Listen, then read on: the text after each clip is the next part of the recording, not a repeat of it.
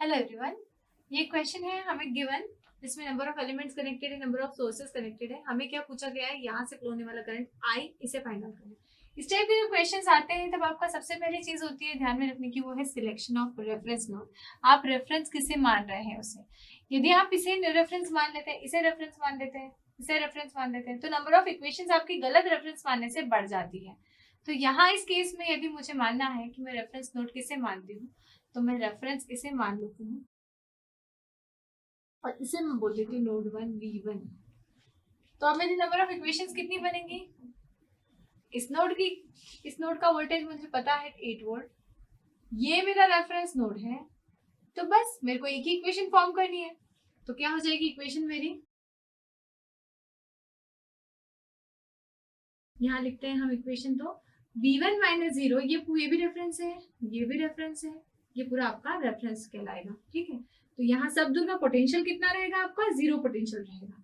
ठीक, तो V1 minus 0 divide by 1, V1 by 1, V1 minus 8 divided by 1, V1 minus 8 divided by 1, V1 minus 0 divide by 1, V1 by 1, V1 minus 8 divided by 1, V1 minus 8 divided by 1 is equal to 0। यहाँ से मुझे क्या दिख गया, 4V1 is equal to 16 और V1 is equal to 4 volts. Simple था, बस आपको सिलेक्शन ध्यान रखना था कि आपको कौन सी नोड को चूज करना है, कौन से नोड को आपको रेफरेंस नोड बनाना है, बाकी प्रिंसिपल नोड्स आपके रहेंगे। ऐसे करके आप कैलकुलेट करेंगे। अब आपको क्या फाइंड आउट करना है, ये आई फाइंड आउट करना है।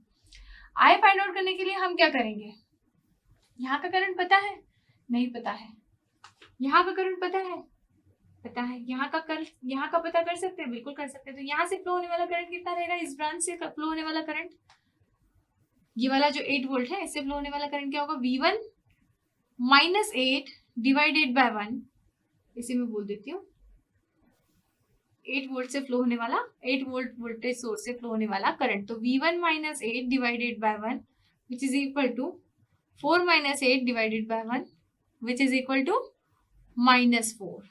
इसका मतलब यहाँ से करंट -4, मतलब मैंने आउटगोइंग अज्यूम किया था, लेकिन ये क्या है, माइनस में आउटगोइंग, इसका मतलब इनकमिंग, ये नोड की तरफ जाता हुआ 4 एम्पियर होगा। यहाँ का करंट कितना है, V1 माइनस 0 डिवाइडेड बाय 1,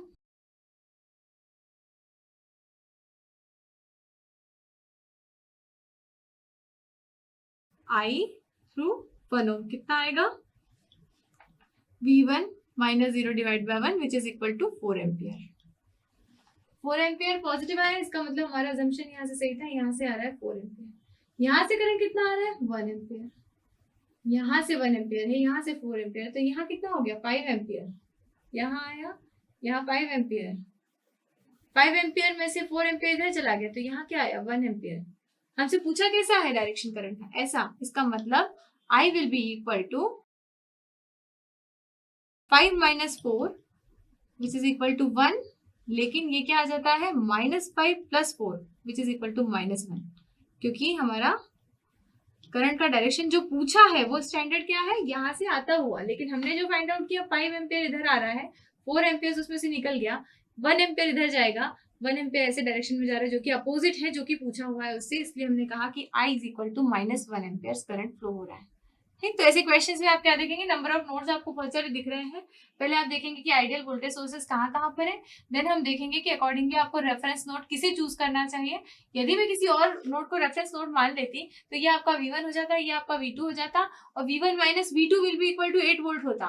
हमने इस प्रॉब्लम को सिंपल बनाने के लिए एक प्रिंसिपल नोड और एक रेफरेंस नोड के बीच में इसे कनेक्ट कर दिया, जिससे कि क्या हो गया, इक्वेशंस हमारी कम हो गई। अदरवाइज ये क्या बन जाता है, ये सुपर नोड बन जाता और फिर आपको उस हिसाब से सॉल्व करना पड़ता क्वेश्चन।